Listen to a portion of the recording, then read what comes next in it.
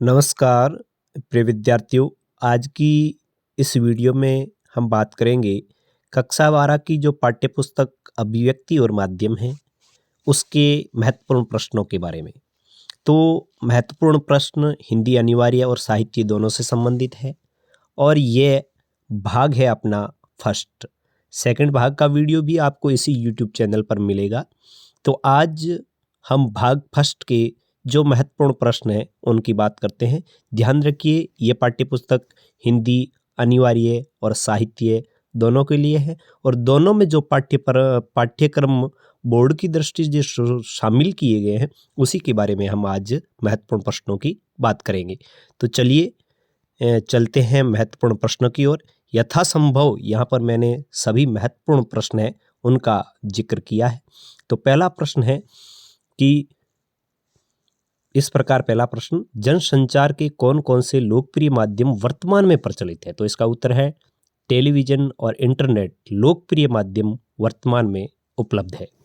इसके बाद प्रश्न नंबर 2 है, वह है कि समाचार लेखन में 6 ककार कौन कौन से? बहुत ही महत्वपूर्ण प्रश्न है और ये है कौन, कौन, क्या, कहाँ, कब, क्यों और कैसे। ये 6 ककार है। क्योंकि ये कैसे शुरू हो रहे हैं इसलिए इनको 6 ककार नाम दिया है। प्रश्न नंबर 3, हिंदी में प्रकाशित होने वाले मुख्य समाचार पत्रों के नाम लिखिए। नवभारत टाइम्स, हिंदुस्तान, दैनिक जागरण, अमर उजाला और दैनिक भास्कर। यहाँ पर नवभारत टाइम्स हिंदी का समाचार पत्र है। नवभारत टाइम्स है, यहाँ पर एक तरीके से हम माने तो ये अंग्रेजी का भी है, तो इसको आप हटा सकते हैं। और हिंदुस्तान, दैनिक जागरण, अमर उजाला और दैनिक भास्कर, इन 4 के आप नाम लिख सकते हैं। ठीक। इसके बाद आगे का प्रश्न है वो इस प्रकार है कि उल्टा पिरामिड शैली किसे कहते हैं? बहुत ही महत्वपूर्ण प्रश्न कि उल्टा पिरामिड शैली क्या है। तो समाचार लेखन की ये लोकप्रिय शैली है, लगभग समाचार इसी शैली में लिखे जाते हैं। इसमें सबसे महत्वपूर्ण तथ्य उनको पहले लिखा जाता है और उसके बाद घटते हुए क्रम में अन्य तथ्यों को लिखा जाता है। जिस प्रकार क्लाइमैक्स होता है ना, सारांश, वो नाटक के अंत में आता है। इसके ठीक विपरीत जो समाचार होते हैं उनमें क्लाइमैक्स है वो सबसे पहले आता है। यहाँ पे आप देख रहे हैं कि यह नाटक के ठीक विपरीत है। नाटक में क्लाइमैक्स अंत में आता है लेकिन समाचार लेखन में क्लाइमैक्स पहले आता है और इसके बाद विवरण शैली में समाचार लिखा जाता है। इसके बाद प्रश्न है, नाटक के प्रमुख तत्व कौन कौन से हैं? तो ये आपके जोधपुर जिला समान परीक्षा में पूछा भी था एक प्रश्न कि नाटक का कौन सा तत्व है। तो नाटक के तत्व है समय का बंधन, शब्द, नाटकीयता, संवाद, द्वंद्व, चरित्र योजना, भाषा शिल्प, ध्वनि योजना, प्रकाश योजना, वेशभूषा और रंगमंचीयता। ये नाटक के प्रमुख तत्व है। इसके बाद आगे का प्रश्न है कि जनसंचार का माध्यम कौन कौन से? जनसंचार के प्रमुख माध्यम कौन कौन से हैं? यहाँ पर आप के माने तो जनसंचार के प्रमुख माध्यम मुद्रित है, प्रिंट है, टेलीविजन है, रेडियो है और इंटरनेट है। ये जनसंचार के प्रमुख माध्यम है। प्रश्न नंबर 7, जनसंचार का सबसे प्राचीन माध्यम कौन सा है? इनमें से प्राचीन कौन है? तो इनमें से प्राचीन मुद्रित है। तो यहाँ पर मुद्रित अर्थात प्रिंट माध्यम सबसे प्राचीन है। इसके बाद आगे का प्रश्न है कि रेडियो जनसंचार का कैसा माध्यम है? तो रेडियो जनसंचार का श्रव्य माध्यम है और जिसमें शब्द होते हैं, ध्वनि होती है और स्वर आदि प्रमुख होते हैं। प्रश्न नंबर 9 है, उल्टा पिरामिड शैली के कितने भाग होते हैं? तो उल्टा पिरामिड शैली समाचार की एक प्रमुख शैली है और इसमें 3 भाग होते हैं। कितने होते हैं? 3 भाग। वो 3 भाग कौन कौन से हैं? तो यहाँ पे देखिए 3 भाग ये इस प्रकार है। सबसे पहले है इंट्रो, ये समाचार का मुख्य भाग होता है और इसमें इसकी संपूर्ण जानकारी निहित होती है। फिर होता है बॉडी, घटते क्रम में खबर के सभी तथ्य मौजूद होते हैं और इसमें इंट्रो में दिए गए संपूर्ण जानकारी होती है। संपूर्ण से कम जानकारी होती है, यानी संपूर्ण जानकारी इसमें नहीं होती। और समापन है, इस बिंदु में संपूर्ण जानकारी नहीं होती परंतु ऊपर दिए गए बिंदुओं के समाचारों के सभी तथ्य मौजूद होते हैं, इसलिए इस बिंदु में सूचना को छोटा या कम किया जाता है। इसके बाद आगे का जो प्रश्न है वो है इस प्रकार कि टेलीविजन जनसंचार का कैसा माध्यम है? तो ये सर्वदृश्य दृश्य माध्यम है। टेलीविजन में आवाज के साथ दृश्य भी देखा जा सकता है। और प्रश्न नंबर 11, इंटरनेट पत्रकारिता क्या? इसको मैं नाम दूंगा वेरी वेरी इम्पोर्टेंट क्वेश्चन। और वेरी वेरी इम्पोर्टेंट क्वेश्चन यह है कि समाचार पत्रों का इंटरनेट पर प्रकाशन अथवा खबरों का इंटरनेट पर आदान प्रदान क्या कहलाता है? इंटरनेट पत्रकारिता। इसके बाद प्रश्न नंबर जो 12 है वह इस प्रकार है, पूछा जा सकता है कि इंटरनेट पत्रकारिता का प्रारंभ कब हुआ? तो इंटरनेट पत्रकारिता का प्रारंभ 1993 से माना जाता है। 1993 इसका प्रथम युग माना जाता है, जबकि 2003 में इसका दूसरा युग और वर्तमान में तीसरा युग है वो इंटरनेट पत्रकारिता का चल रहा है। इसके बाद यदि प्रश्न नंबर 13 की बात करें तो वह इस प्रकार है कि जनसंचार माध्यमों की भाषा शैली है वो किस प्रकार होनी चाहिए? तो जनसंचार के माध्यमों की भाषा सरल, जनसामान्य से जुड़ी हुई और छोटे छोटे वाक्यों से युक्त होनी चाहिए, जिससे पाठक या श्रोता आसानी से समझ सके और उनकी रुचि बनी रहे। इसके बाद का प्रश्न है वह भी कुछ इसी प्रकार है कि जनसंचार के प्रमुख माध्यम कौन कौन से हैं? तो जनसंचार के यदि आज के माध्यम में बात करें, समाचार पत्र और पत्रिकाएं प्रिंट में है, फिल्म है, टेलीविजन है, रेडियो है, टेलीफोन है, इंटरनेट है, पुस्तकें हैं, ये सभी है। अब बात आती है कि प्रिंट माध्यम क्या है? तो प्रिंट माध्यम क्या है कि संचार के जो साधन प्रिंट अथवा छपे हुए रूप में लोगों तक सूचनाएं पहुंचाते हैं उन्हें अपने कहते हैं प्रिंट या मुद्रित। अब पूछ लिया जाए कि प्रिंट माध्यम के दो प्रमुख साधन कौन कौन से हैं? तो प्रिंट माध्यम के दो प्रमुख साधन जैसे यहाँ पे आप देख रहे हैं, एक समाचार पत्र और दूसरा पत्रिका। इसके बाद प्रश्न नंबर 4 है कि प्रिंट मीडिया का हमेशा महत्व बना रहेगा, क्यों?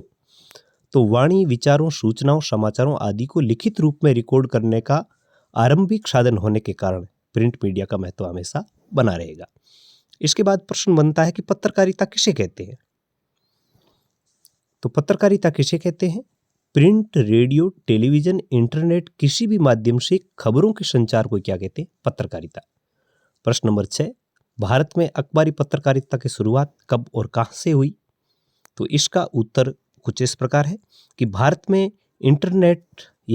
अखबारी पत्रकारिता की शुरुआत 1780 में James August Hicky Bengal Gazette जो समाचार पत्र है उससे हुई और ये कोलकाता से हुई, तत्कालीन नाम कलकत्ता। इसके बाद आगे का प्रश्न है कि हिंदी का पहला साप्ताहिक पत्र कौन सा था और इसके संपादक कौन थे? तो ये पत्र था उदंत मार्तंड और इसके संपादक थे पंडित जुगल किशोर शुक्ल। प्रश्न नंबर 8 इस प्रकार है कि स्वतंत्रता प्राप्ति से पूर्व पत्रिका एक मिशन थी, कैसे? तो इसका उत्तर है कि स्वतंत्रता प्राप्ति से पूर्व पत्रकारिता का एक ही लक्ष्य था, स्वतंत्रता की प्राप्ति। तो एक ही लक्ष्य था, स्वतंत्रता की प्राप्ति। इस प्रकार पत्रकारिता उस समय एक मिशन थी।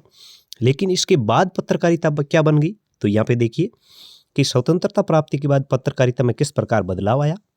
तो स्वतंत्रता प्राप्ति के बाद शुरू के 2 दशकों तक पत्रकारिता का लक्ष्य रहा राष्ट्र निर्माण। पहले मिशन यानी स्वतंत्रता प्राप्ति, फिर रहा राष्ट्र निर्माण, और उसके बाद उसका चरित्र व्यावसायिक बन गया है यानी प्रोफेशनल, अधिक से अधिक धनार्जन। इसके बाद प्रश्न नंबर 10 महत्वपूर्ण प्रश्न है, भारत का पहला छापाखाना कब और कहाँ स्थापित हुआ? तो ये छापाखाना 1556 कहाँ हुआ? गोवा। इसके बाद का प्रश्न देखें तो इस प्रकार है कि इन्हीं 2 समाचार एजेंसियों के नाम लिखिए। तो ये समाचार एजेंसी पूछा जा सकता है पीटीआई और यूएनआई। अब प्रश्न है टेलीविजन से संदर्भ कि ड्राई एंकर किसे कहते हैं? ड्राई एंकर किसे कहते हैं? तो जब एंकर खबर के बारे में सीधे सीधे बताता है कि कहाँ, क्या, कब और कैसे हुआ, तथा जब तक खबर के दृश्य नहीं आते एंकर दर्शकों को रिपोर्ट से मिलने वाली जानकारियों के आधार पर सूचनाएं पहुंचाता है, तो उसे अपने कहते हैं ड्राई एंकर। इसके बाद प्रश्न नंबर 13 है, फोन इन का आशय बताइए। फोन इन क्या है? तो फोन इन वे सूचनाएं और समाचार होते हैं जिन्हें एंकर रिपोर्टर से फोन पर बातें करके दर्शकों तक पहुंचाता है। इसमें रिपोर्टर घटना वाली जगह पर मौजूद होता है। इसके बाद प्रश्न नंबर 14 इस प्रकार है, एंकर बाइट किसे कहते हैं? एंकर बाइट क्या है? एंकर बाइट का अर्थ है कथन। टेलीविजन में किसी खबर को पुष्ट करने के लिए उससे संबंधित बाइट दिखाई जाती है।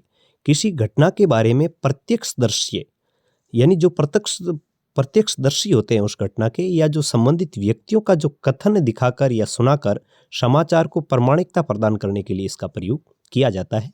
तो इस प्रश्न के लिए भी मैं कहूँगा वेरी वेरी इंपॉर्टेंट क्वेश्चन। इसके बाद प्रश्न नंबर 15 है, एंकर पैकेज किसे कहते हैं? तो एंकर पैकेज क्या है कि पैकेज किसी भी खबर को संपूर्णता से पेश करने का साधन होता है। इसमें संबंधित घटना के दृश्य, लोगों की बाइट और ग्राफिक से जुड़ी सूचनाएं दी जाती है। तो यह है एंकर पैकेज। इसके बाद प्रश्न है कि रेडियो समाचार तैयार किए जाने वाली जो समाचार की कॉपी है उसकी विशेषता क्या होनी चाहिए रेडियो समाचार में? तो ध्यान दें, रेडियो पर प्रसारण के लिए तैयार की जाने वाली समाचार कॉपी में एक पंक्ति में अधिकतम 12 से 13 शब्द होने चाहिए। वाक्यों में जटिल और उच्चारण में कठिन शब्द, संक्षिप्त अक्षरों का प्रयोग नहीं करना चाहिए और 1 से 10 तक के अंकों को शब्दों में लिखना चाहिए और 11 से 999 तक के अंकों जो अंक है उनको अंकों में लिखना चाहिए। तो 1 से 10 तक के शब्द है उनको अपन लिखें अंकों में और जो 11 से 999 तक है उनको एक तरीके से शब्दों में लिखना चाहिए। तो 1 से यहाँ ध्यान दें आप, 1 से 10 तक है उनको शब्दों में लिखें और इससे आगे के जो है उनको अंकों में लिखें। इसके बाद का प्रश्न है वो है प्रिंट मीडिया के कौन कौन से लाभ है। अब प्रिंट मीडिया की उपयोगिता क्या है, खूबी क्या है? प्रिंट मीडिया को धीरे धीरे दोबारा और यहाँ पे आप मर्जी देखें, मर्जी के अनुसार पढ़ा जा सकता है। किसी भी पृष्ठ या समाचार को पहले या बाद में पढ़ा जा सकता है और इन्हें सुरक्षित रखकर संदर्भ की तरह भी इस्तेमाल किया जा सकता है। प्रश्न नंबर 18वां है और इसके लिए मैं वही बात कहूँगा कि वेरी वेरी इंपॉर्टेंट क्वेश्चन, और इसलिए कि डेडलाइन किसे कहते हैं? तो समाचार पत्र पत्रिकाओं में समाचार या रिपोर्ट प्रकाशित करने हेतु जो समय सीमा निश्चित की जाती है उसे कहते हैं डेडलाइन।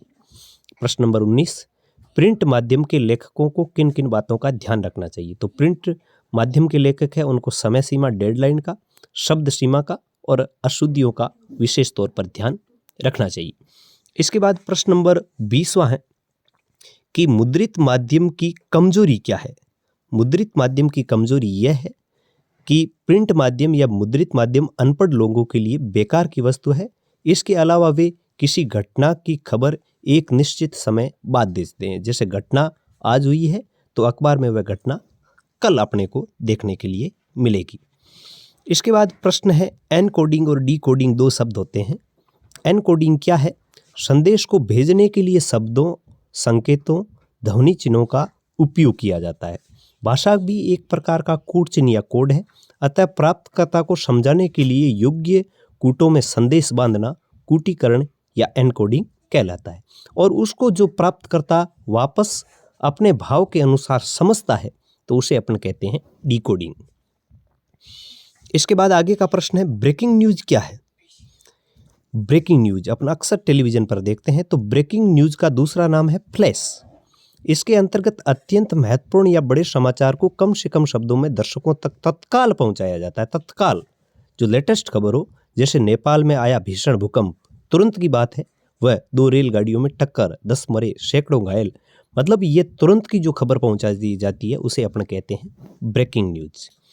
इसके बाद प्रश्न 23वां है कि पत्रकारीय लेखन में सर्वाधिक महत्व किस बात का है? तो पत्रकारीय लेखन में सर्वाधिक महत्व समसामयिक घटनाओं की जानकारी शीघ्र देने का है। तो पत्रकारीय लेखन में सर्वाधिक महत्व वाली खबर कौन सी होती है? समसामयिक घटनाओं की जानकारी शीघ्र देना। तो इस प्रकार प्रश्न नंबर 24वां आपके सामने आता है और वो इस प्रकार है कि अखबार अन्य माध्यमों से अधिक लोकप्रिय है। देखिए सभी माध्यमों में, जनसंचार के माध्यमों में अखबार सबसे लोकप्रिय है। इसका मुख्य कारण क्या है? तो अखबार अन्य माध्यमों से अधिक लोकप्रिय है क्योंकि यह छपा हुआ होने के कारण इसमें स्थायित्व का गुण है। इसे अपनी इच्छानुसार कहीं भी कभी भी पढ़ा जा सकता है। जैसे आज का अखबार है तो हम 5 वर्ष बाद भी कभी भी पढ़ सकते हैं। आज का अखबार हम कल पढ़ सकते हैं। कोई खबर समझ में नहीं आई तो हम वापस लौट कर पढ़ सकते हैं। इसलिए जो अखबार, यानी हम कह सकते हैं अखबार कह सकते हैं या यहाँ पर मुद्रित माध्यम कह सकते हैं, मुद्रित माध्यम सर्वाधिक लोकप्रिय होने का कारण यही है कि इसमें स्थायित्व का गुण होता है। तो प्रिय विद्यार्थियों, ये रचना अभिव्यक्ति और माध्यम जो आपकी पाठ्यपुस्तक है उसके कुछ महत्वपूर्ण प्रश्न थे और ये भाग था फर्स्ट। आगे के वीडियो में आप देखेंगे इसका भाग 2, और उस भाग 2 और फर्स्ट को मिलाकर आपकी इस पाठ्यपुस्तक के बोर्ड की दृष्टि से सभी महत्वपूर्ण प्रश्नों का समावेश हो जाएगा। तो इस वीडियो के जितने प्रश्न हैं उनको आप ध्यान से देखें, और जैसे ही आप तक दूसरा भाग पहुंचे तो उनको भी आप जरूर देखें और कोशिश करें अपनी नोटबुक में इनको नोट करने की। तो बताइए आपको ये वीडियो कैसा लगा, और उम्मीद आपसे ये करूँगा कि आपको ये वीडियो समझ में आया है। आप इसको अधिक से अधिक लाइक करेंगे, शेयर करेंगे, और चैनल पर पहली बार आए हैं तो वीडियो को लाइक करके चैनल को सब्सक्राइब भी जरूर करेंगे।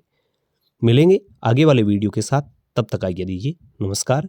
जय हिंद, जय भारत।